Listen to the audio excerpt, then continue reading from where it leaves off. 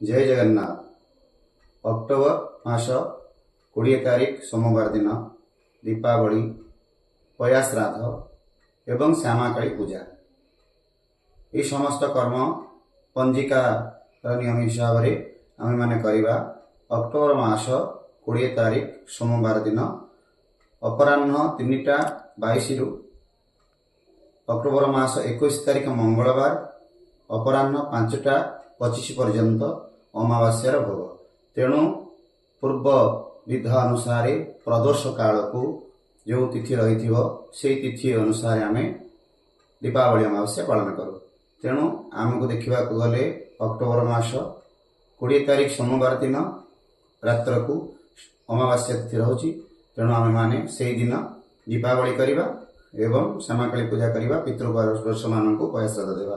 जो मैंने आश्विन मासरे पार्वण समय पितृपुरुष मान श्राद्ध दे नथिबे, यही दिन समस्ते श्राद्ध देले पितृपुरुष माने पाइबे एवं बड़ बड़ुआ डका जाए। यही दिन राति पितृपुरुष मान को आमर आलोक देखा जाए, से बाण फुटा हुए से श्यामाकाली पूजा करा जाए। किंतु अक्टोबर मास 21 तारिख दिन मंगलवार श्रीमंदिर अमावास्या नीति पालन, सागर नीति विजय हे। तेणु सागर विजय अमावास्या नीति आम मान को पालन करने को पड़ो। तेणु पंजिका मत अनुसार अक्टोबर मास 20 तारिख सोमवार दिन दीपावली, पया श्राद्ध एवं काली पूजा। से दिन दीपटी जालिबे, महाप्रभु को स्मरण करेंगे।